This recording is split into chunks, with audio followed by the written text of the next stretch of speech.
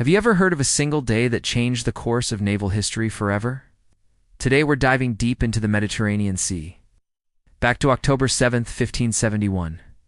This is the story of the Battle of Lepanto, a colossal clash of fleets that marked the beginning of the end for Ottoman naval supremacy. For decades, the Ottoman Empire had been the undisputed master of the Mediterranean. Their fleets, a mix of galleys powered by oars and sails, were the stuff of nightmares for European coastal towns. They raided, they traded, and they projected power from Constantinople all the way to the shores of Spain. The capture of Cyprus in 1570 was the final straw. It was a direct challenge to Venetian trade and a threat to all of Christian Europe. Something had to be done. Pope Pius V, a man of incredible determination, saw the looming threat. He worked tirelessly to forge an alliance, something that seemed almost impossible at the time. European powers were constantly squabbling amongst themselves. But the Pope managed to bring together the Papal States, the mighty naval Republic of Venice, and the vast Spanish Empire under Philip II.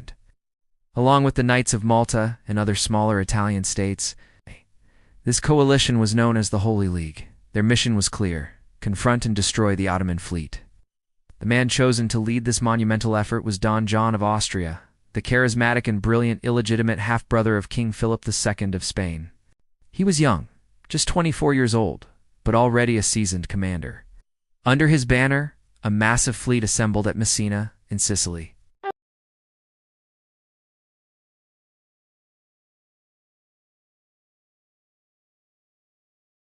Now, let's talk about these galleasses. Imagine a standard galley, long and slender, powered by hundreds of rowers. Now, supersize it.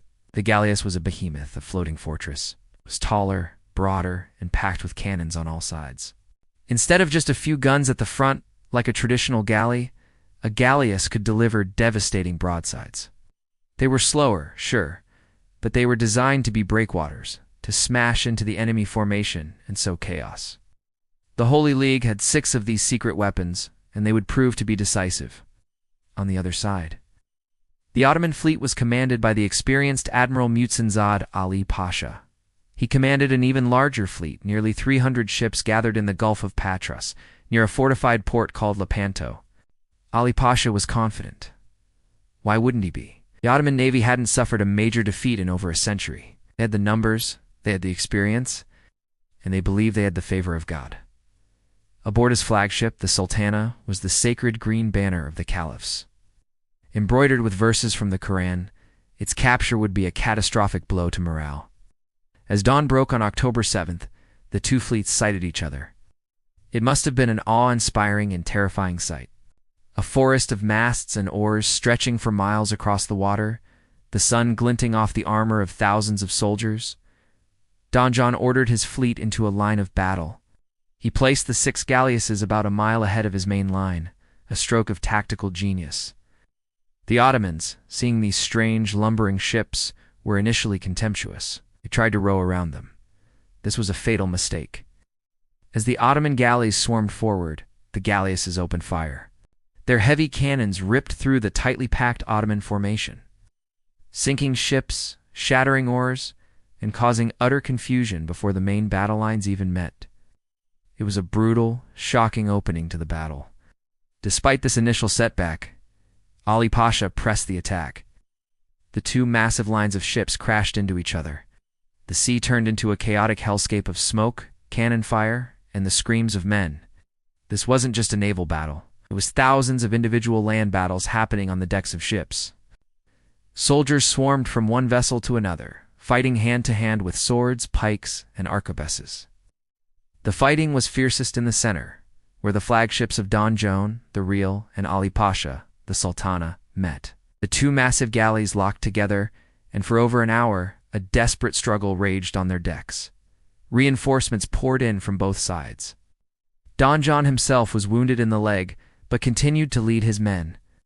Ali Pasha fought bravely, but eventually, Spanish reinforcements overwhelmed his Janissary guards. Ali Pasha was killed, and his head was gruesomely displayed on a pike. The ultimate prize, the sacred green banner of the caliphs, was captured. When the Ottoman sailors saw their admiral's flagship taken and their sacred banner fall, their morale shattered. What had been a battle turned into a rout? The Holy League's center and right wing crushed their opponents. Only on the southern flank, commanded by the brilliant Ottoman corsair Aluk Ali, did the Ottomans have any success. He outmaneuvered his opponent, captured the Maltese flagship, and managed to escape with a portion of his squadron. But it was too little too late. The scale of the Ottoman defeat was staggering. They lost over 200 ships, either sunk or captured.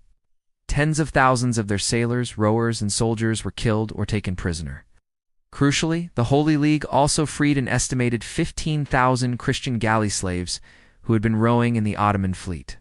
The Mediterranean literally ran red with blood. The Holy League's losses, while significant, were comparatively light. The news of the victory at Lepanto sent shockwaves across Europe. It was celebrated with festivals, poems, and paintings. For the first time in a century, the myth of Ottoman invincibility at sea had been shattered. It was a massive psychological victory. It proved that the Ottomans could be beaten, and beaten decisively. But did Lepanto truly end Ottoman naval dominance overnight? The answer is a bit more complex. An Ottoman Grand Vizier famously remarked to a Venetian diplomat, "In defeating our fleet, you have merely shaved our beard. It will grow back. But in taking Cyprus from you, we have cut off your arm. It will not." And he was right, to an extent. Within a year, they had rebuilt their fleet, launching an even larger and more modern navy. However, the beard that grew back was not the same. The real, irreplaceable loss at Lepanto wasn't the wood and canvas of the ships. It was the people. The Ottomans lost thousands of their most experienced sailors, naval gunners, and most importantly, their highly skilled composite bow archers. These were men whose skills took a lifetime to perfect. They couldn't be replaced in a single season. The new Ottoman fleet was crewed by inexperienced sailors and soldiers, and it showed. They became more cautious, less willing to risk a major fleet engagement. Lepanto marked a fundamental shift. While the Ottomans remained a significant naval power, they were no longer the undisputed masters of the sea. Their aggressive expansion in the Mediterranean was halted. The battle gave the Christian powers confidence and breathing room, ensured that the Western Mediterranean would not fall under Ottoman control, and secured the vital sea lanes for European trade. Furthermore, Lepanto was the last major naval battle fought primarily with oared galleys. The effectiveness of the galleasses highlighted the growing importance of gunpowder and heavy artillery. The future of naval warfare belonged to the big-gun sailing ships, the galleons and men of war, where northern European powers like England and the Netherlands would soon excel. The era of the galley, the ship that had dominated the Mediterranean for millennia, was coming to a close. So while the Ottomans did rebuild their fleet, the spirit of their navy was broken at Lepanto.